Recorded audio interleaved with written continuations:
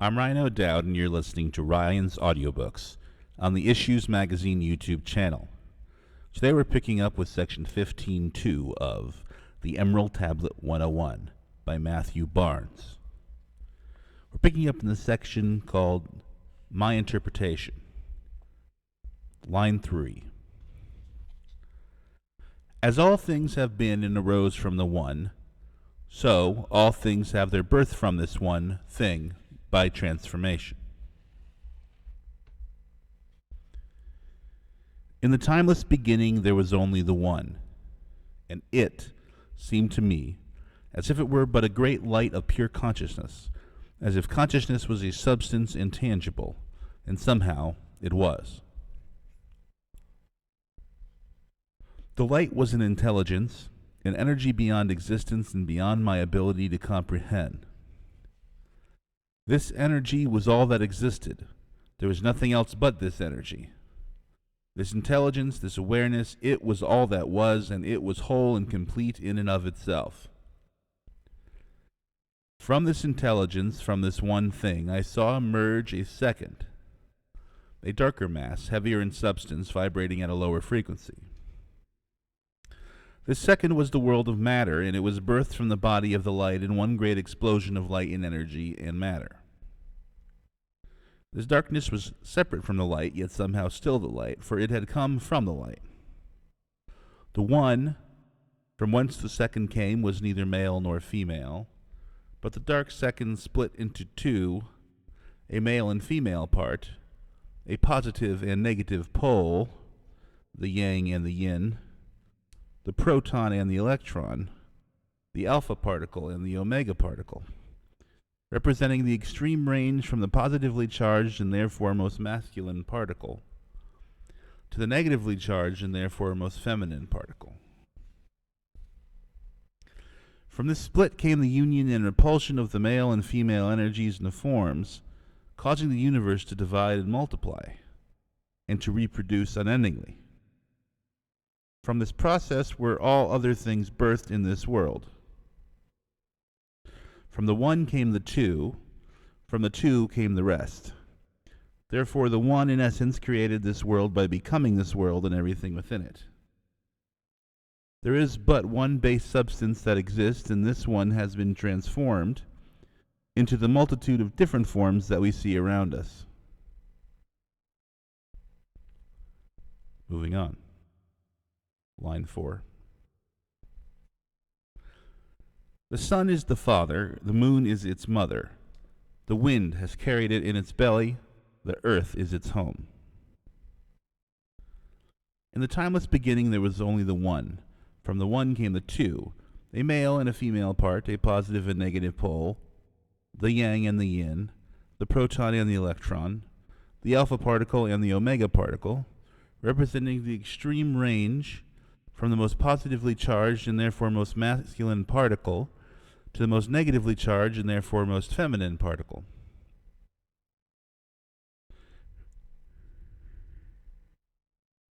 From this split came the union and repulsion of the male and female energies and forms, causing the universe to divide and multiply and to reproduce unendingly. The constant attraction and repulsion between the male and female energies, between positive and negative charges, generated a life force that began to animate the universe, and still does. It is this life force that enlivens our bodies, giving us life, every part, every cell, every tissue and organ. As a battery with its positive and negative poles produces energy, so too does this great battery produce energy. The energy of life, the life force, that runs this world and everything within it. The swirl of the negative electrons around the nucleus of an atom is the basic battery of life, producing energy unending. The same holds true with the larger atoms, the solar systems with their nuclear suns, and the planets whirling around them. The same holds true as well with atoms on the smaller scales of existence, as has already been mentioned. Future generations will call this life force, this energy, many things: ki and chi, prana and mana, But like the great intelligence that created the generator, there are no words that approach what this energy really is, what it means, or what it does. Some even call it the Holy Spirit, as this energy is but the reunion of the one that had become two, but through the interaction of the two has once again become one. Since the interaction of the two charges is what gives birth to this energy of life, the positive particle can be considered as its father, and the negative particle can be considered as its mother. The Holy Spirit is an energy, subtle like the wind, moving in and out of all that is, animating whatever it touches with life and light and awareness. Its home and ultimate goal is within the forms of matter, for that is where it resides. Moving on. 5. Its force of power is entire if it be converted into earth. The ultimate goal and entire purpose of the life force or Holy Spirit is to inhabit and animate the world of form. Were it not for the life force, matter would be dead and lifeless, without consciousness, without awareness, empty and void. Matter becomes alive and aware only when animated by this energy, whatever it is. This occurrence, this animation of matter with life, is the entire purpose of creation. With this occupation of the Holy Spirit within the confines of matter is the final step of creation ultimately achieved.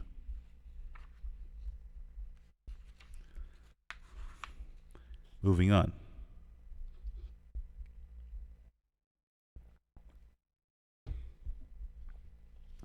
Line 6. Separate the earth from the fire, the subtle from the gross, with great care and diligence.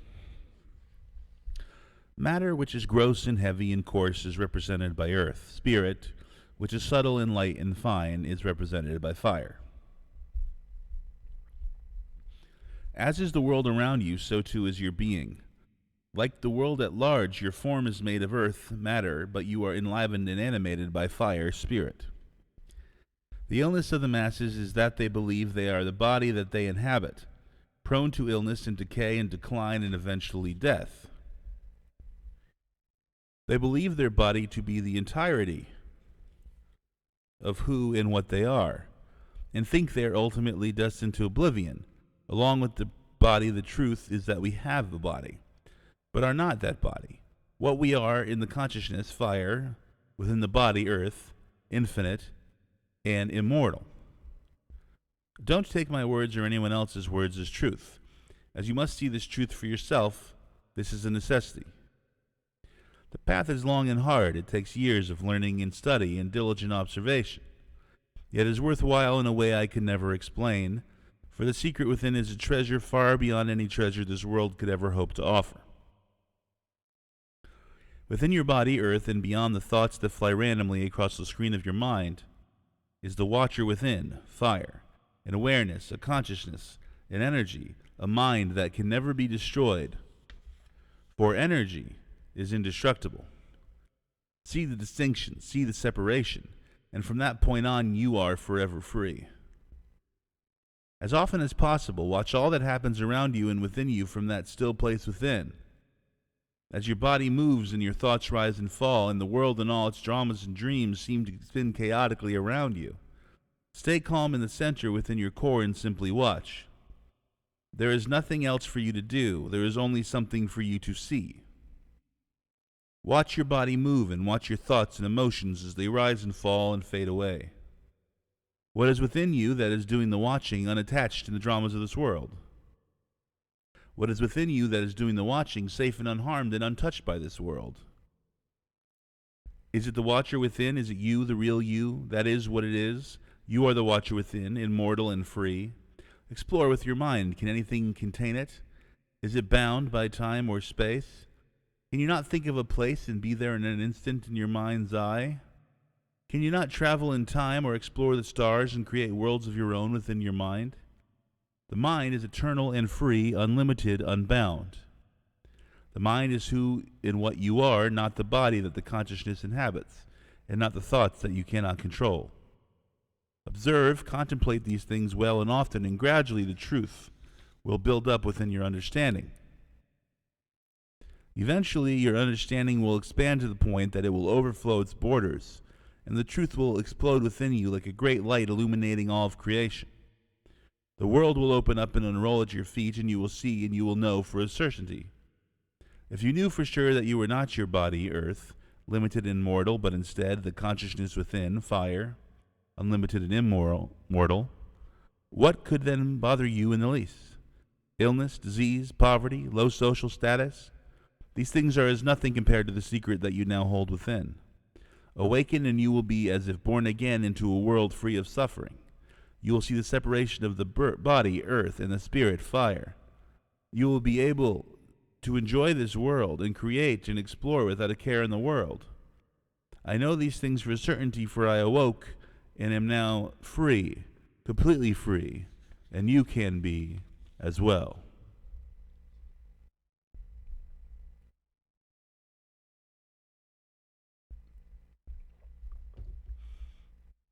Moving on. Line 7. It rises from the earth to heaven and then falls back again to the earth, receiving the power of both heaven and earth. When I awakened, it was as if my mind, the consciousness within me, separated from the body I once thought to be my entirety and soared upward or beyond or within. It was as if my understanding had expanded to the breaking point, and the borders that had once contained it were overwhelmed and overcome. Once free, my consciousness burst forth and expanded in all directions forever. There were no barriers left to hold it in. Before my mind's eye opened a world and a truth I could have never imagined had I lived 1,000,000 years.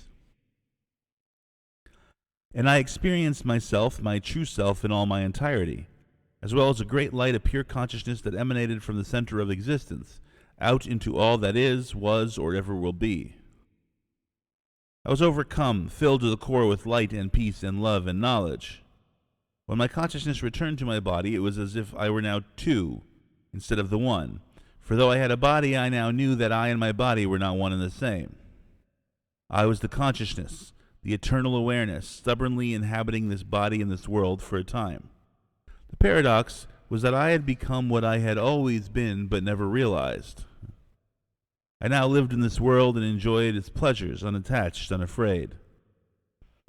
What in the name of all that is holy could I ever have to fear? What could ever shake my peace in the least? For I am eternal, immortal, and free. I am neither bound by this world of matter and time, nor tied to the decline and decay and death of this body. I now possess the power of both worlds of heaven and earth, for I have the knowledge of my true identity, and also have the earthly realm in which to create and to explore and to enjoy. It is said that humans on earth are above even the gods in heaven. Who envy man? For the gods have only the immortal form, while man possesses the same immortal form but also the earthly form which to enjoy as well. I may still be in this world, but I am no longer of it. And this I know for a certainty. This world is not the extent of me, nor is this body, and death is but the beginning. Moving on.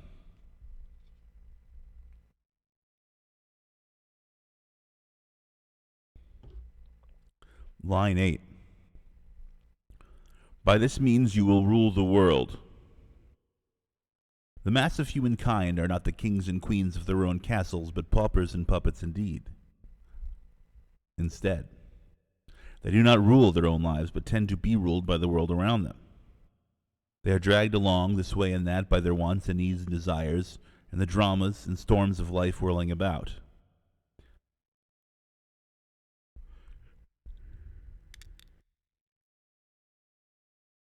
Things go well and they tend to be happy. Things go badly and they tend to be sad. When they get what they want, they tend to be happy. When they don't get what they want, they tend to be sad. Completely out of their own hands is their peace of mind, their contentment, their happiness, even when things go their way. The ultimate fear of decline and decay and death steps in and sits at the back of their mind, gnawing away at any short-lived unhappiness or peace they may have been lucky enough to obtain. Awaken, and the truth of this world will open up before you, and all this will change forever. You will no longer fear death as the masses do, or poverty or illness.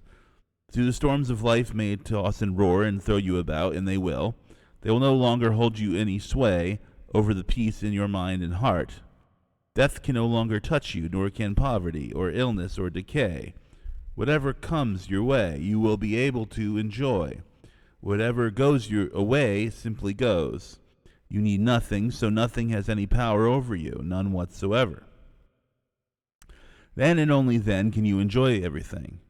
You will then have become the king or queen of your castle and can drift happily through this life without a care in the world. You will have become the ruler of your world. You will have become as if a god among men. Moving on.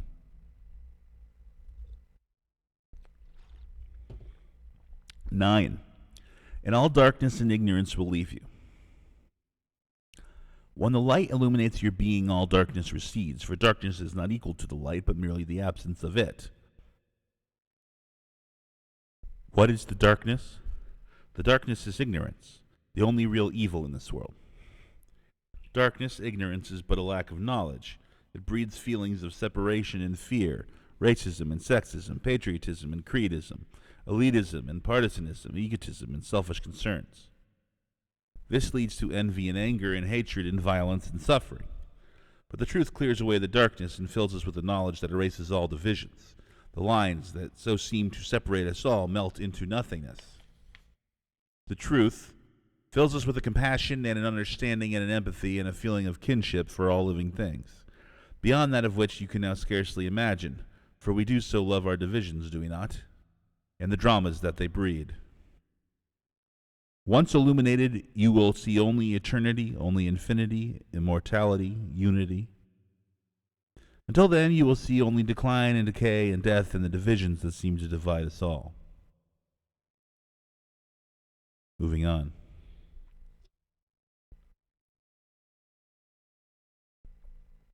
Line 10. Its power is above all power, for it creates and destroys every single thing, and penetrates everything as well, subtle and solid alike.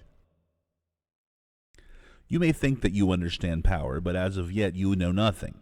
Aggression may seem powerful. Anger may seem powerful.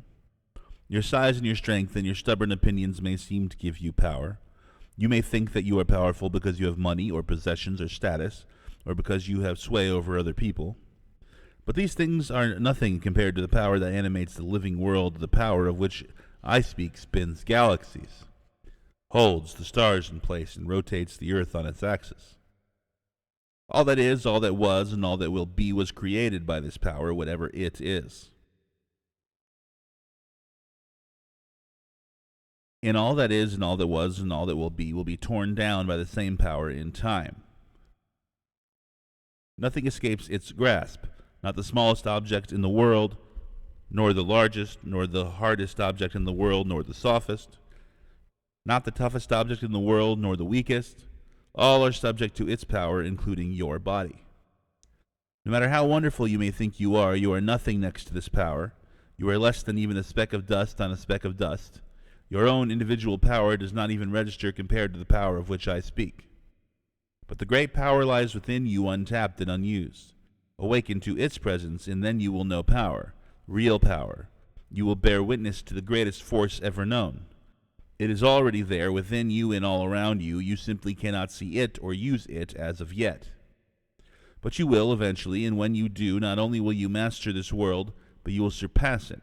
For you will be filled with all you will ever need and more. Needing nothing, you will be free, completely free and unshackled from the prison of insatiable cravings that so rule the masses. That is freedom. That is power. Moving on. Line 11. By this means was the world founded. By this power, by this intelligence that is beyond comprehension, and by this method I have now disclosed to you, was the world founded and everything within it created, structured, animated, and filled with life, awareness, intelligence, consciousness. The One, timeless and formless, literally created this world by becoming this world, transforming its own essence into a myriad of forms through an intelligent design. This one thing, this intelligent unity, split into a second. The world of matter, the universe, the sun, if you will. The sun, unlike the Father, is dual, made of the positive and the negative, the alpha particle and the omega particle. The one reformed back into this world when the two, the positive and the negative, reunited through attraction. Thus was born the Holy Spirit, or life force, or key, that enlivens and animates this living world. The Father, the Son, and the Grandson are all, in the end, one and the same. By such was the world founded and formed and given life. Moving on. Line 12. And hence come the miraculous adaptations.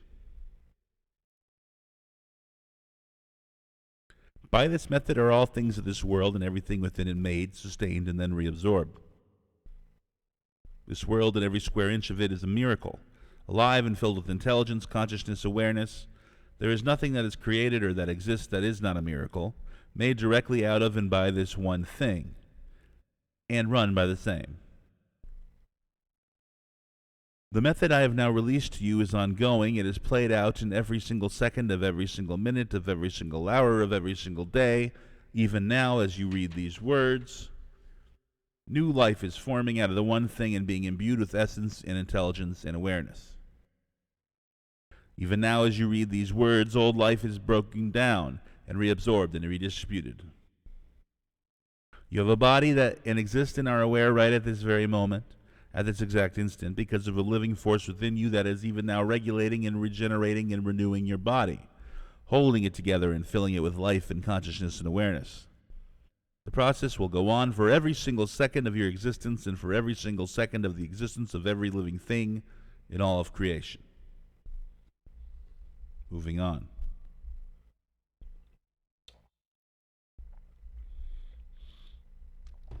Line 13. I am called Hermes Trismegistus, having understood the three parts of the philosophy of the world. My name is Hermes, and I have been given the title of Trismegistus, meaning thrice great, because I have understood and revealed the Trinity of life, the Trinity of the One.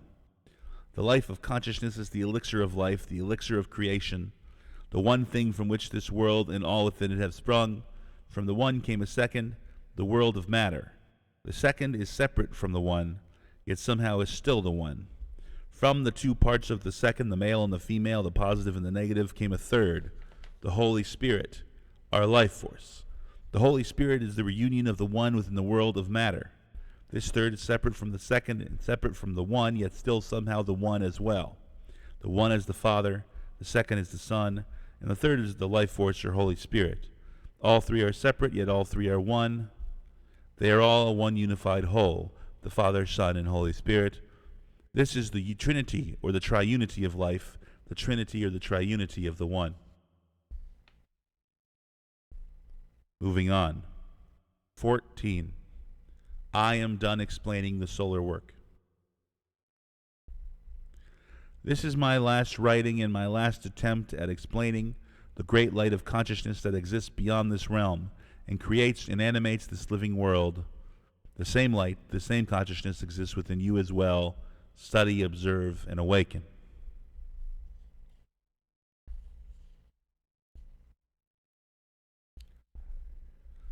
Editor's note, there's just one more section left, and it's relatively short.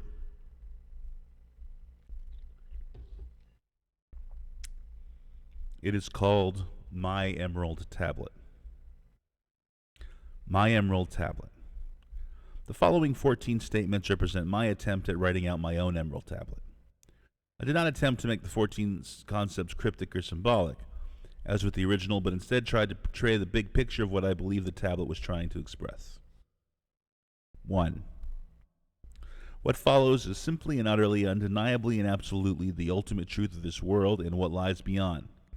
Through intense study and hard work, I have been lucky enough to have experienced this truth and now wish to relay my experience to you. 2. Within and beyond this world is an intelligence that cannot yet be fathomed or nor even imagined. This intelligence is both in the world and in the next, both within you and all around you. 3. This intelligence not only created this world, but is this world, for this world materialized out of its essence. All that exists is merely transformations of the same essential energy into a myriad of forms. 4. The world of matter emerged from this intelligence, this energy, and then split into two opposing charges, the positive particle and the negative particle. From the attractions and repulsions of these two charges did the world produce into infinite forms. Additionally, the interaction of these two charges also reunited the two separate halves back into the one thing in the form of the Holy Spirit or life force that animates the living world. The interactions of the positive and the negative charges are as if the battery of life. 5. The ultimate goal of this life force is to inhabit matter, imbuing it with life, consciousness, awareness, intelligence. This is the final step and entire purpose of creation. What is matter without life? 6. With an open mind, intense study, and indomitable will and regular practices of deep contemplation, you will be able to witness the separate existence of your body and the immortal consciousness within it. This experience I call the awakening, or being born again. 7.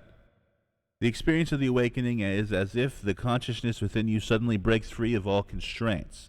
Then you see that what you are is not the body you inhabit, which is doomed to decline, decay, and death, but instead the consciousness within that body, which is immortal and free.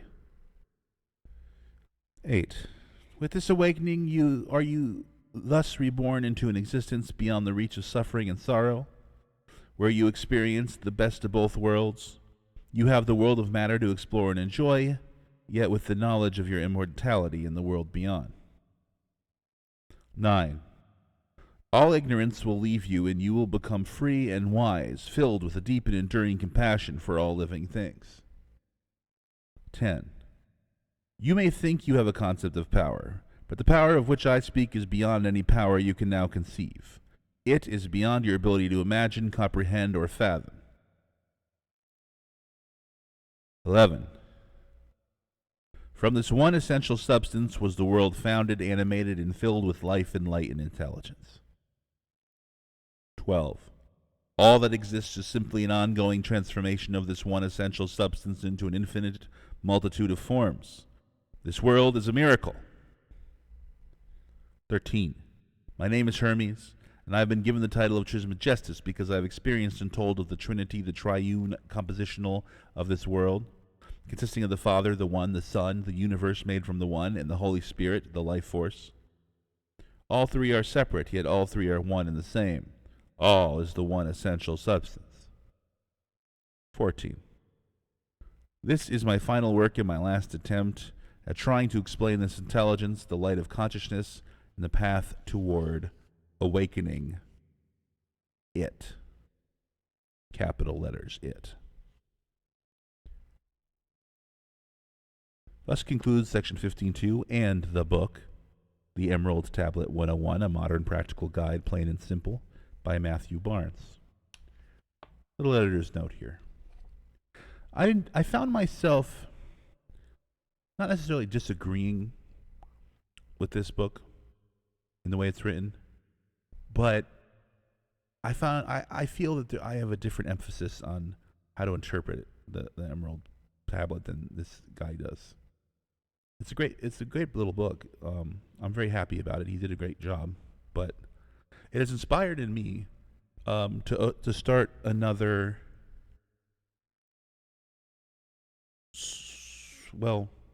list for me to work on this website, on the YouTube channel for issues. I'm gonna start a sub section of Ryan's audiobooks called Ryan's Commentaries. And what I will do with this is read a book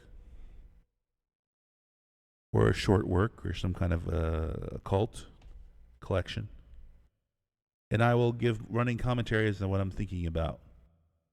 I know I did some of that somewhat in the beginning of this channel, but I decided I wanted to really focus on just transmitting the book as much as possible. But I think I'm definitely going to create a different list called Ryan's Commentaries, which is specifically built around me responding to what I am reading and what I'm thinking about. So look forward to that. Or don't. Anyway, next time you are here, it'll be a new book. I don't know which book yet, but it'll be book 16. 16:1. I will see you then. Alam.